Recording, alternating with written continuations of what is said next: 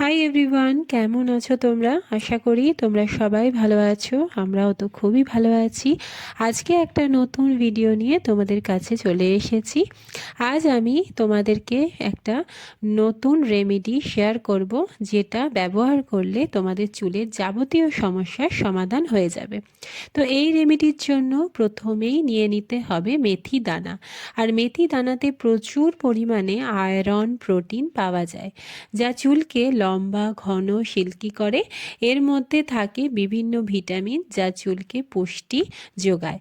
আর এই সাথে আর একটা জিনিস প্রয়োজন, যেটা কালো জিরে।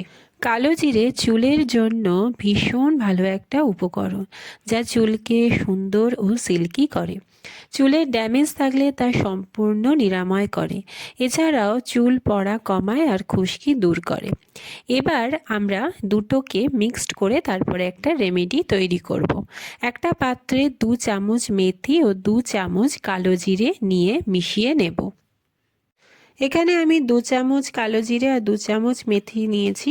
তো তোমরা এর থেকে বেশিও নিতে পারো। তো তোমাদের পরিমাণ মতো এটা নিয়ে তারপরে এটাকে জলে ভিজিয়ে সারা রাত রেখে দিতে হবে।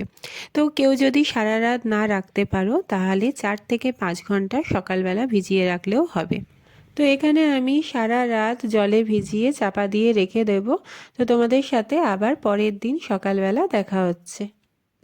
আর এদিকে দেখো, সারা রাত ভেজার পরে এরকম একটা কালার চলে এসেছে, আর এটা পুরোপুরি ভিজেও গেছে।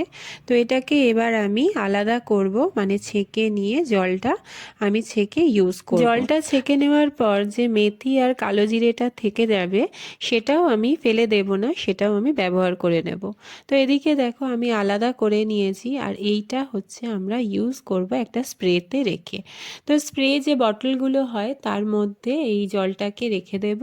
আর জলটাকে আমরা ফ্রিজে রেখে 4-5 দিন ইউজ করতে পারবো। আর এই মেথি আর কালো জিরেটাও আমরা প্যাক করে মাথায় মেখে নিতে পারবো। তো এটা তোমরা ইউজ করতে পারো, একটা সুন্দর, খুব সহজ রেমেডি, আর ভীষণ চুলের পক্ষে ভালো এটা। আর এই জিনিসটার সাথে তোমরা তেলও ইউজ করতে পারো, এর মধ্যে মিক্সড করে রাখতে পারো।